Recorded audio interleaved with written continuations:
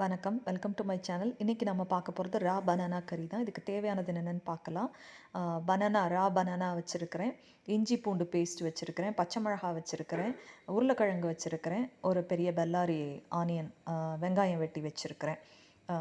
தாளிக்கிறதுக்கு வந்து ஆயில், டெம்பரிங்க்கு ஏதாவது ஒரு ஆயில் எடுத்துக்கோங்க. நான் கோகோனட் ஆயில் வந்து ஒரு 2 டேபிள் ஸ்பூன் விட்டுருக்கிறேன். அதில் வந்து 1 டீஸ்பூன் வந்து கடுகு போடுறேன், தேங்காய் எண்ணெய், கடுகு மஸ்டர்ட் சீட் போடுறேன். அதுக்கப்புறமா ஒரு 1/2 டீஸ்பூன் வந்து கிமன் போடுறேன், சீரகம் போடுறேன். அதுக்கப்புறம் ஒவ்வொரு வெஜிடபிளாக போட்டு நம்ம வதக்கி எடுத்துடலாம். லேசாக உப்பும் மஞ்சள் பொடியும் போட்டுக்கோங்க, அப்போ தான் சீக்கிரமாக வதங்கும். இஞ்சி பூண்டு மட்டும் பேஸ்டாக்கி வச்சுக்கோங்க அல்லது கிரேட்டடாக வச்சுக்கோங்க. இதெல்லாத்தையும் கொஞ்சம் வதக்கிக்கலாம் நம்ம. So onion, potato, green chilli, mustard, cumin போட்டிருக்கேன். ஆயிலில் போட்டு இது எல்லாத்தையும் வதக்கி எடுத்துடலாம். ரா பனானாவை வந்து நீங்கள் லேசாக பாயில் பண்ணி எடுத்துக்கிட்டாலும் பரவாயில்ல, அல்லது நீங்கள் அப்படி பீல் பண்ணி கட் பண்ணி போட்டாலும் பரவாயில்ல. எப்படி போட்டாலும் சரி, இது ரொம்ப குயிக்காக ஆயிரும். இது ஒரு கறி மாதிரி பண்ணி சாப்பிட்லாம்.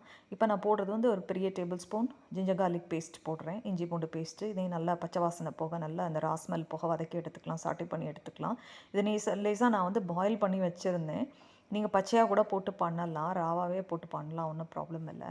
சீக்கிரமாக வெந்துடும் இது. நல்லா வதக்கிக்கலாம் நம்ம.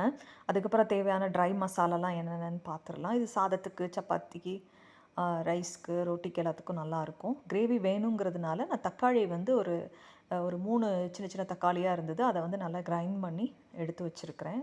டொமேட்டோ பியூரி இருந்தால் நீங்கள் ஆட் பண்ணிக்கோங்க, அல்லது உங்களுக்கு டேமரண்ட் அதாவது புளி தண்ணி பிடிக்கும்னா புளி கூட ஆட் பண்ணி நீங்கள் பண்ணலாம். இப்போ போடுறது வந்து கொரியாண்டர் பவுடர், அதாவது மல்லிப்பொடி 1.5 டீஸ்பூன் போடுறேன். அதே போல் 1.5 வந்து சில்லி பவுடர். அதாவது காரம் வேணும்னா மிளகாய் பொடி நீங்கள் கூட முதல்ல போட்டுக்கோங்க, அல்லது உங்கள் காரத்துக்கு ஏற்ற மாதிரி போட்டுக்கோங்க, அல்லது 2 ஈக்குவலாக போட்டுக்கோங்க. இப்போ சால்ட்டு தேவையானது போட்டுக்கிறேன். நல்லா டேஸ்டியாக இருந்தது இது. வேணுங்கிற அளவு தண்ணி ஆட் பண்ணிக்கோங்க. நான் இப்போ வாட்டர் ஆட் பண்ணுறேன். டிஃப்ரெண்ட்டாக இருந்தது, செய்து பாருங்கள். தேங்க்யூ ஃபார் வாட்சிங், சப்ஸ்கிரைபிங் மை சேனல். இந்த ரெசிபி பிடிச்சிருந்ததுன்னா உங்கள் ஃப்ரெண்ட்ஸ் அண்ட் ஃபேமிலிக்கு ஷேர் பண்ணுங்கள். மறக்காமல் பெல் ஐக்கனை டச் பண்ணுங்கள், அப்போ தான் லேட்டஸ்ட் அப்டேட்ஸ்லாம் உங்களுக்கு கிடைக்கும். Thank you, have a nice day.